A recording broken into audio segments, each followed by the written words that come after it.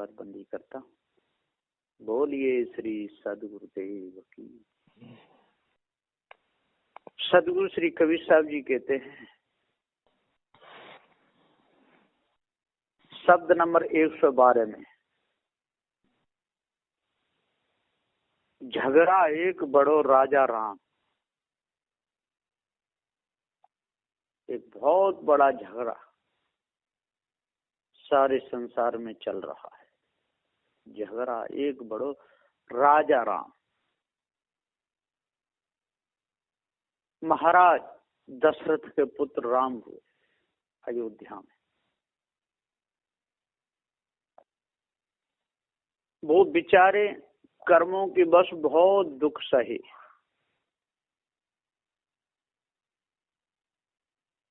जनकपुरी में गुरु विश्वामित्र के साथ में गए।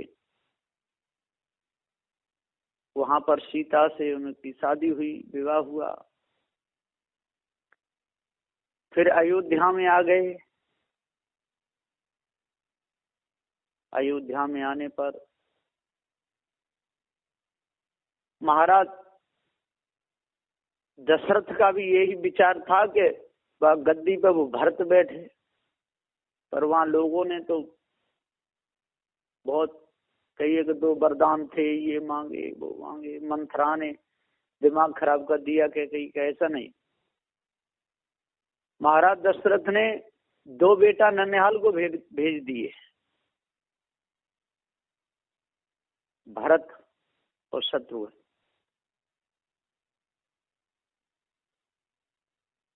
वो ननिहाल में थे और इधर राज तिलक की तैयारी हो गई।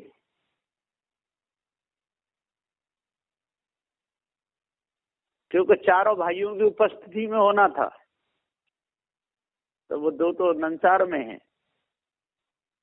इधर तैयारी हो रही है। मंथरा ने कैकेयी से कहा, आपके पुत्रों को तो वहां भेज दिया है और राम को राजगद्दी पर बैठा रहे। तब उसने कहा, तब कुप भवन में गिरी। इधर तब भी नहीं बुला रहे दोनों भाइयों को, भरत और शत्रुघ्न को तब भी नहीं बुला रहे। फिर वनगमन की तैयारी हो गई, वरदान भी मांग लिए। भरत को राजगद्दी, राम को वनवास, और राम भी नहीं बुला रहे कि भैया भरत जी आ जाए तभी निकलूं यहां से। ऐसा भी नहीं। और वो वन को चले भी गए और महाराज दशरथ के प्राण भी छूट गए। और तब जा रहे हैं भरत को लेने के लिए। सुनहु भरत भावी प्रबल, बिलख के मुनिनाथ।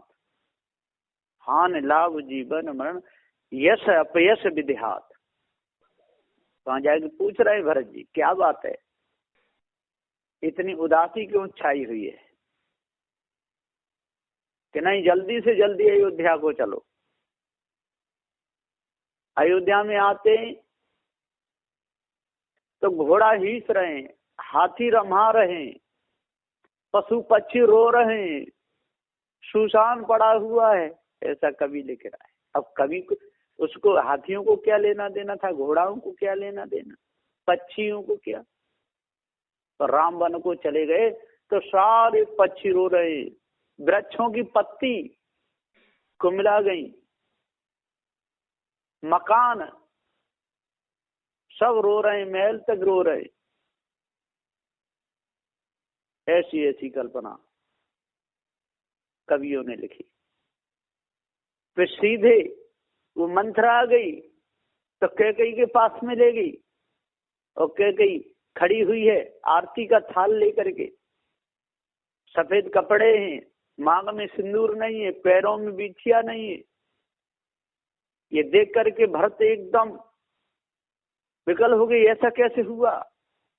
तब कह गई बता रही है, तो एक लात की ठेबर दई, बताओ हाथ की माते तब एक पैर दिया, थाली दूर जाके गिरी, एक धक्का दिया, फिर कौशल्या के पास में आते, ऐसी ऐसी बातें लिखी। फिर नहीं, अपने भैया से भी मिलके ही मानूंगा। फिर कैकई के पास जाते हैं, तो कैकई तो माता से बोले भरत लाला, काहे तो मैया तूने राम को निकाला, राम को निकाल मैया क्या सुख पाया, तेरी सी मैया को मार के मैं डालूं, अपने राम भैया को गद्दी पे बिठा लूं। ये कैसे कह रहे हैं भरत लाला, अब मैं राम से मिलने के लिए जाऊंगा, अब नहीं मानूंगा, अब राम से मिलने के लिए जा रहे हैं। फिर कहते बिना पिता के तो मैं मर ही जाऊंगा, जब तक मेरे पिताजी नहीं आएंगे। तो वहां पर दशरथ भी आ गए मरे हुए, ऐसी कल्पना लिखी है। और जा रहे हैं, दौड़ते हुए जा रहे हैं, इधर लक्ष्मण की नजर पड़ी, भैया राम देखो तो कितना लश्कर आ रहा है, हो सकता है ये भरत आ रहा है, अब नहीं छोड़ेगा, अब मैं भरत को जिंदा नहीं छोड़ूंगा। लक्ष्मण जी ने बाण तान लिया, रामचंद्र जी समझा रहे हैं, भैया देख तो लो, झंडा ऊपर होता है, झंडा झुका हुआ है, विकट जैसे आ रहे हैं, और हाथियों पे कोई सवार नहीं है, कोई घोड़ों पे सवार नहीं है, हो सकता है मिलने आ रहे हो। तो लक्ष्मण को वो समझाए, तब आए भरत। अब भरत गिरते हैं उठते हैं, अयोध्या से वहां तक गिरते उठते, पटक खाते उठते गए, जाके चरणों में गिर गए, भैया जल्दी लौट के चलो, आपको ही गद्दी पे बैठा रहूंगा। राम बोले नहीं नहीं, मैं पिता की आज्ञा का पालन करूंगा, मैं लौट के नहीं जा सकता हूं। तो राम की भई न भरत ने तारी, नहीं वो विवाह रही नहीं कुआरी। राम तो बैठे नहीं गद्दी पर, और भरत को उन्होंने अपने चरण पादुका दे दी, चरण खड़ाऊ दे दिए, कहीं को रख देना गद्दी पर और राज चलता रहेगा। फिर बात मान करके और वो चल दिए, बात मान करके चले, लौटे आए और खड़ाऊ गद्दी पर रख दिए और राज चलने लगा। और इधर उर्मिला एक पैर से खड़ी हुई है, और इधर नींद से कह रहे हैं लक्ष्मण जी कि हे नींद, अब मैं प्रार्थना कर रहा हूं, तज अन्न नींद और नारी, 12 वर्ष लखन तपधारी। कहीं 14 वर्ष कहते हैं, कहीं 12 वर्ष कहते हैं। तो नींद आएगी सामने, और कहती है कि नहीं लक्ष्मण ऐसा नहीं होगा, मैं कहां जाऊंगी। तो उन्होंने वो नींद और उर्मिला को दे दी। तो उर्मिला सोती रही और लक्ष्मण जगते रहे। और एक जगह कभी लिखता है कि उर्मिला तो लोटा भर के जल का हाथ में एक पैर से ही खड़ी रही 12 वर्ष तक। और जब मेघनाद ने शक्तिवान मारा लक्ष्मण के, तो वह लोटा का पानी खून बन गया। उर्मिला को पता चल गया मेरे पति मारे गए। फिर प्रार्थना करती रही, उसके पिता भी आ गए उर्मिला के, महाराज सुमित्र, तब भी नहीं हटी। और जब हनुमान सजीवन बूटी ले आए, उनके मुख में डाल दी, जिंदा हो गए, सिर्फ पानी ज्यों का त्यों हो गया। एक तरफ तो कहते हैं जी गप्पी लोग कि उर्मिला सोती ही रही जब तक राम लक्ष्मण लौट के नहीं आएंगे वन से तब तक। और एक तरफ कहते हैं कि एक पैर से ही खड़ी रही, और एक तरफ कहते हैं कि लक्ष्मण की शक्ति क्यों लगी कि उसका पैर थक गया था, थक गया तो पैर बदला, इसलिए लक्ष्मण की शक्ति लग गई उर्मिला ने। अब कहाँ उर्मिला पैर बदल रही है और कहाँ मेघनाथ में और लक्ष्मण में युद्ध हो रहा है, ये सारी बेकार की बात है। फिर राम जी जंगल में ही रहे, घूमते रहे। जब लौट करके, जब रावण को मार करके 1,00,000 पुत्र 1,25,00,000 नाती, वह रावण घर दिया न बाती, सबको मार करके विनाश करके जब लौटे तो कहते हैं कि जब तक मैं रोटी नहीं बनाऊंगी और मेरे ससुर मेरे हाथ के भोजन नहीं पाएंगे तब तक तो मैं कुछ नहीं कर सकती। तब मरे हुए दशरथ आ गए, सीता ने भोजन बनाया और खा लिया। ऐसी गप। फिर पूरे नंगर में और सिपाही संतरी घुमाए कि देखो मेरी कोई बुराई तो नहीं कर रहा है।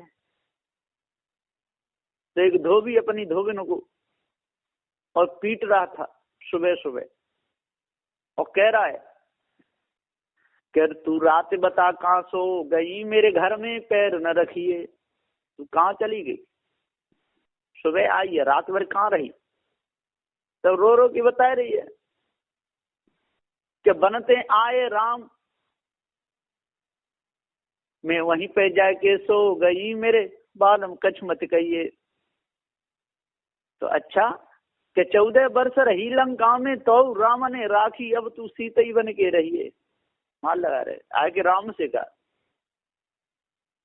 तो राम महाव्याकुल हुए गए हृदय दहलाए, तब प्रभु ने लक्ष्मण के हाथों बन खल में उसको भिजवाया। उस समय सिया थी गर्भवती पर तरसन रघुपति को आया। अब राम पे देखो कितनी आफत मुसीबत पड़ रही है। सीता भी लक्ष्मण के हाथों जंगल में भिजवा दी। वहां पर उनको वाल्मीकि ऋषि मिल गए। वाल्मीकि कुटिया में जाके उनके दोनों पुत्र हो गए। फिर अश्वमेध यज्ञ करी, धर्म का घंटा नहीं बजा तो सोने की सिया बनवाई। सोने की सिया से भी काम नहीं चला तब घोड़ा छुड़वाया। तब लव कुश ने घोड़ा पकड़ा, सब मूर्छित करके डाल दिए। हनुमान भी बंदर समझ के पकड़ लिए, अपनी माँ के सामने ले जाते हैं लव कुश। कहते माँ तुमने सुना अयोध्या में एक राजा राम बड़ा भारी, उसके भाई हम लक्ष्मण को मूर्छित करके वहां डाले आए। अश्वारी को घोड़ा होगा और खेलन को बंदर लाए। ये देख करके वन देवी घबरा गई। हे लव कुश, ये हनुमान है, इन्होंने हमारी बहुत सहायता करी है। वो लक्ष्मण है, वो हमारी वजह से सोए नहीं जगते ही रहे, आपने ये बहुत बुरा किया। फिर राम लड़ने के लिए आते, फिर दोनों पुत्र सौंप दिए सीता ने राम को, और राम लेकर के अयोध्या में आ गए। और एक तरफ लिखते हैं और सीता भी आ गई साथ में, अयोध्या में रही पूरा जीवन राम के साथ में। और एक जगह लिखते हैं कि नहीं, दोनों पुत्रों को दे करके और उसने मोह भी नहीं दिखाया और धरती में समाई गई। धरती में फट जा धरती मात सिया को ले ली गोदी में, विनय सुनी धरती दहलानी, प्रकट भई जगदम्बे भवानी, ले गई अपनी गोद बिठाए सिया को ले गोदी। एक तरफ तो कभी कहता है वहां धरती में समाई गई और एक तरफ कहता है राम के साथ ही अयोध्या आ गई। इनका कोई ठिकाना नहीं। लुढ़कने पेंदे के लोटा। और एक तरफ कहते हैं कि सीता और राम का चित्र, रावण का चित्र बनाए रही। उसकी शांता थी राम की बहन, वो कहती है सीता से कि हे भाभी, आप इतने दिन तक लंका में रही, आपने तो रावण देखा होगा।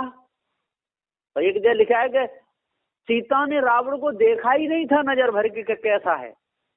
जब पकड़ ले गया और वहां पर अशोक वाटिका में रही और रावण सामने आता था, तो सीता कहते है मेरे अंग से हाथ नहीं, मत समझे नार निवल की, रावण क्यों धमकावे मोय, ऐसी ना हूं नार निवल की, रावण क्यों धमकावे मोय। खूब देख रही है राम की सूरत। और इधर कवि कहता है कि नहीं, सीता ने और रावण को देखा ही नहीं था। और इधर शांता पूछ रही है कि भाभी आपने रावण को देखा होगा, लंका कैसा था, तब उनको बता रही है शांता को, अपनी ननद को, कि रावण जैसी सूरत किसी की नहीं, रावण जितना सुंदर सारे विश्व में कोई नहीं है। उसकी मोछें बहुत अच्छी हैं, पैर बहुत अच्छे हैं, 10 शीश हैं, 20 भुजाएं, इतना सुंदर रावण, उसकी शोभा ही नहीं वर्णनी जाती। और चित्रकला में बहुत आगे थी, चित्र बनाने में सीता। तो शांता बोली कि रावण का आप चित्र ही बना के दिखाए दो। तो चित्र बनाने लगी, तो हाथ बनाए और पैर बनाए और सीना दयो बनाई, कछु बनाई कछु बनाए न पाई, बनते आए गए राम, बनते आए राम, टाप घोड़न की वाजी, हाथ में जल का लोटा शांता द्वारे पर आई। और हाथ में लोटा जल का भर करके और शांता आ गई द्वार पर। ये देख करके राम आग बबूला हो गए, ऐसा कैसे हुआ, सीता कहाँ चली गई, आप कैसे जल लेकर के आई। करे भैया सीता की तो तू पूछे ही मत, सीता का तो हर समय मन रावण में लगा रहता है, हर समय रावण की गुण गाती रहती है, हाय रावण हाय रावण। क्या अच्छा कि हाँ वो तो रावण का चित्र बना रही है, और बनवाई वही शांता। ये देख करके एकदम क्रोध आया और एकदम रामचंद्र जी बोले लक्ष्मण से, भैया लक्ष्मण सीता को रथ में बैठा रहो, जंगल में जाके छोड़ दो, ऐसी सीता मुझे नहीं चाहिए। और एक तब कहते हैं धोबी के कहने से भिजवाई। तो इनका कोई ठिकाना नहीं। राम पूरा जीवन दुखी रहे। एक समय रामचंद्र जी गद्दी पे बैठे हुए हैं और एक ब्राह्मण का लड़का मर गया। अब वो चिल्ला रहा है, हाय पुत्र हाय बेटा, बच्चा में दर्शन आज किधर पाऊं, हे लाल तेरी इस विरह में अब जीवित रहूं के मर जाऊं, जिस देश का राजा हूँ पापी फल पाप का कहूँ कहाँ जावे, पित सम्मक क्यों नहीं पुत्र मरे ऐसे राजा सट के आगे, अब पितृ सम्मत क्यों नहीं पुत्र मरे। चिल्ला रहा है। राम गद्दी से उठ गए, भैया क्यों रो रहे हो, मेरा बेटा मर गया, मेरा बेटा मर गया, आप पापी हैं, दुराचारी हैं, पाखंडी हैं, 1 लाख पुत्र 1.25 लाख नाती रावण के आगे मार दिए, आपने मार दिए पिता के सामने, इसलिए मेरा बेटा भी मर गया, अब क्या करना चाहिए। रो रहा है, चिल्ला रहा है। राम महाव्याकुल हुए, गद्दी पे बैठ गए, गुरु वशिष्ठ को बुलाया और सबको बुलाया, कहा गुरुजी इस ब्राह्मण का लड़का मर गया, क्या बात है। वशिष्ठ जी बोले अभी ध्यान लगा के बताता हूं क्यों मरा है। बैठे के, अरे कोई शूद्र तपस्या कर रहा है, इसलिए जी ब्राह्मण का लड़का मर गया, खोजो। और खोजते खोजते खोजते खोजते पर्वत पे एक पहुंचे, तो वहां पर एक साधु भेष में शंभूक नाम का तपस्या कर रहा है। एकदम पैर की ठोकर मारी पीछे से जाकर के वशिष्ठ मुनि ने, जैसे ही उसका नजर पड़ी तो पैरों में गिरा तो और मारी कि क्या मेरे से क्या गलती बनेगी। गलती ये बनेगी तू साधु भेष में परमात्मा भजन करता है, अरे तुझे तो घोड़ाओं की लीद उठानी चाहिए, अयोध्या में दरबार में वहां झाड़ू लगाना चाहिए, चल यहाँ से, तेरी बदौलत एक ब्राह्मण का लड़का मर गया। बोला मेरी बदौलत कैसे मर गया, मैं कहाँ वो कहाँ, ऐसा तो नहीं होता है। रामचंद्र जी बोले गुरु जी आपकी आज्ञा का पालन नहीं कर, अब क्या करना चाहिए, इसका सिर काट दूं कि काट दो। तो राम ने सिर काट दिया। और एक जगह कहते हैं कि नहीं ऐसा हुआ ही नहीं, राम ने सिर काटा ही नहीं, मारा नहीं, इनका कोई ठिकाना नहीं। और राम क्यों किसी का सिर काटेंगे। और इतने बड़े वशिष्ठ मुनि क्यों आज्ञा देंगे? पर ये सब कवियों की कथा, ये सारे ब्राह्मणों की चाल। राम को दोष लगाते, वशिष्ठ को दोष लगाते, उसका सिर काट दिया। फिर कथा आगे बढ़ती है। अब तो बदला पूरा हो गया, उसको मार करके ब्राह्मण का लड़का जिंदा हुआ होगा या नहीं हुआ होगा, या मार दिया जिंदा हुआ होगा, इनकी लेखनी के हिसाब से। तो अब रामचंद्र जी बैठे हुए, इधर काल आता है, अतिबल ऋषि का दूत, और कहता है कि मैं आपसे अलग से बात करना चाहता हूं।